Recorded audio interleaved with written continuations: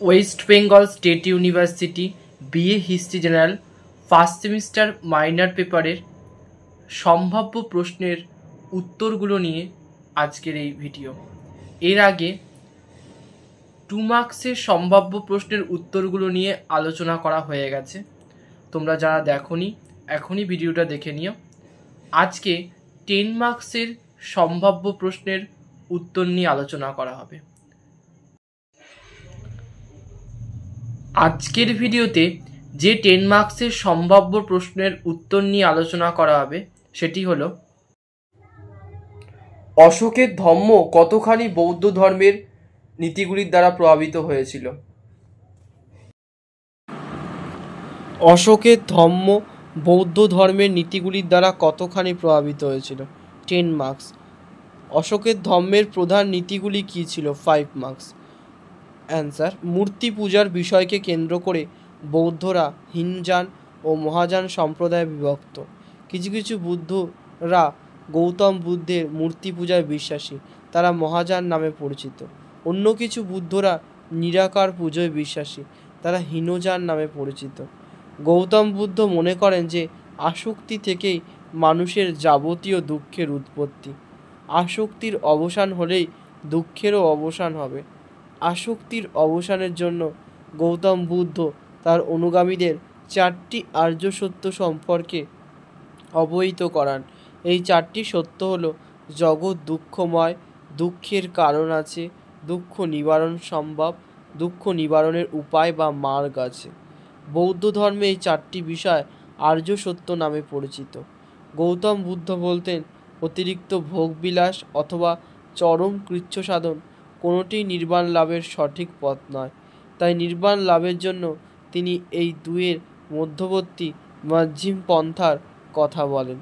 দুঃখের নিবৃত্তি ও মধ্যম পন্থা অনুশীলনের জন্য গৌতম বুদ্ধ 8টি নীতি বা আদর্শ পালনের কথা বলেছেন।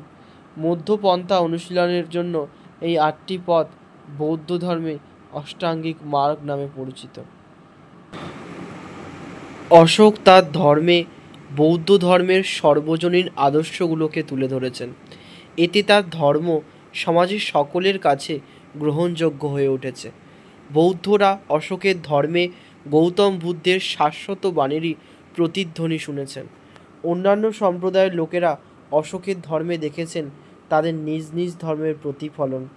ধর্মের মাধ্যমে অশোক অসামান্য বিচক্ষণতার সঙ্গে একদিকে যেমন বুদ্ধের বাণী প্রচার করেছেন, অন্যদিকে তেমনি তার সাম্রাজ্যের নানা মত ও নানা পথের প্রজাদের এক অখণ্ড চেতনায় উদ্বুদ্ধ করতে চেয়েছেন। তার উদ্দেশ্য ছিল সম্প্রদায়ে বিদ্বেষ ও অবিশ্বাসের পরিবর্তে সৌহার্দ্য ও সম্প্রীতির বাতাবরণ সৃষ্টি করা। তার সরকারের সাম্রাজ্যে শান্তি শৃঙ্খলা রক্ষার কাজটিকে সহজ করে তোলা। Doctor Bhandarkar, doctor Benimadhab Barua, doctor সেনাট প্রমুখ বৌদ্ধ ধর্ম ও অশোকের প্রচারিত ধর্মকে সম্পূর্ণভাবে অভিন্ন বলে উল্লেখ করে উভয়ের মধ্যে সাদৃশ্য ও ঘনিষ্ঠতা তুলে ধরেছেন। ভান্ডারকর বলেছেন, বৌদ্ধ ধর্মে 2টি অনুশাসন ছিল, বৌদ্ধ ভিক্ষুদের জন্য পালনীয় আচরণবিধি এবং গৃহী ভক্তদের জন্য পালনীয় আচরণবিধি। ভগবান বুদ্ধ নিজেই বৌদ্ধ ধর্মের কঠোর অনুশাসনগুলো ছেড়ে গৃহীদের জন্য নমনীয় অনুশাসন ঠিক করে দেন। অশোক ও তার প্রজারা গৃহী ছিলেন, তাই অশোক তার লেখগুলিতে দ্বিতীয় ধরনের অর্থাৎ গৃহীদের জন্য পালনীয় আচরণবিধিগুলির প্রচার করেন। গৃহী উপাসকদের পাঠ্য বৌদ্ধ ধর্মপুস্তক দীঘনিকায়ের শৃগালবাদ সূত্র বা গৃহী বিনয়ের উপদেশগুলি ও অশোকের প্রচারিত ধর্মীয় বাণীগুলি একই ধরনের। ভৃত্য, কৃতদাস, ব্রাহ্মণ ও শ্রমণদের প্রতি যে উদার ও ভদ্র আচরণের কথা অশোকের 7ম স্তম্ভলেখতে বলা হয়েছে, বৌদ্ধ গ্রন্থ ধম্মপদে সেগুলোর উল্লেখ আছে। এজন্য ডক্টর ভান্ডারকরের মতে বৌদ্ধ ধর্ম ও অশোকের প্রচারিত ধর্ম ছিল সমার্থক। বৌদ্ধ ধম্মপদের নীতিগুলির সঙ্গে অশোকের ধর্মের নীতিগুলির বহু সাদৃশ্য খুঁজে পাওয়া যায়। অশোক তার একাদশ শিলালিপিতে সকল দান অপেক্ষা ধম্মদান শ্রেষ্ঠ বলে উল্লেখ করেছেন। বৌদ্ধ ধম্মপাদেও অনুরূপ কথা বলা হয়েছে। আবার অশোক যেমন তার ধম্মে অহিংসা ও প্রাণী হত্যা না করার কথার ওপর জোর দিয়েছে, তেমনি বৌদ্ধ ধম্মপাদেও এ বিষয়ে জোর দেওয়া হয়েছে যে ডক্টর বেণীমাধব বড়ুয়া এই জন্যে অশোকের প্রচারিত ধম্মকে সংস্কারিত বৌদ্ধ ধর্ম বলে উল্লেখ করেছেন। ডক্টর রমেশচন্দ্র মজুমদার, রিস ডেভিডস, ফ্লিট প্রমুখ ডক্টর ভান্ডারকরের বক্তব্যের বিরোধিতা করে বলেছেন যে অশোকের প্রচারিত ধর্মের সঙ্গে তার নিজের পালন করা বৌদ্ধ ধর্মের বহু পার্থক্য রয়েছে। বৌদ্ধ ধর্মের বেশ কিছু অনুশাসন অশোকের ধর্মে অনুপস্থিত।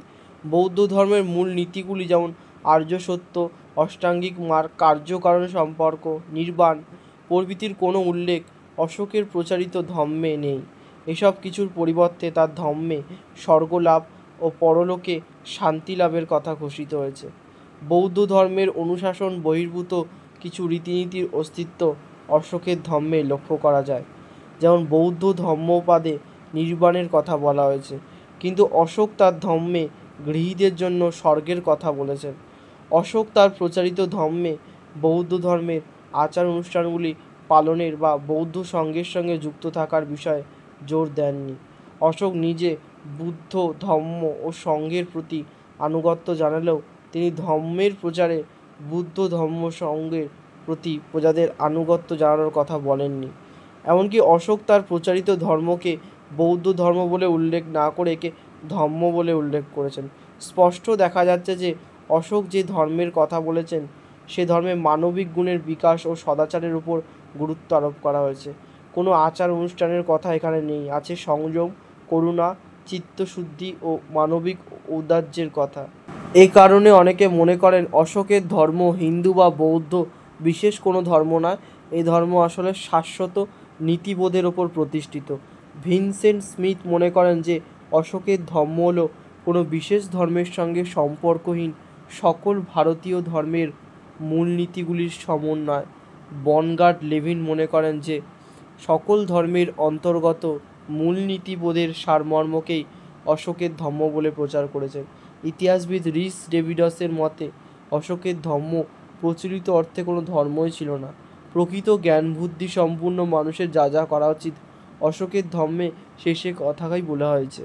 ডক্টর রমিলা থাপার মনে করেন যে অশোকের ধর্ম কখনোই বৌদ্ধ ধর্ম নয়, ধর্ম ছিল অশোকের নিজস্ব উদ্ভাবন।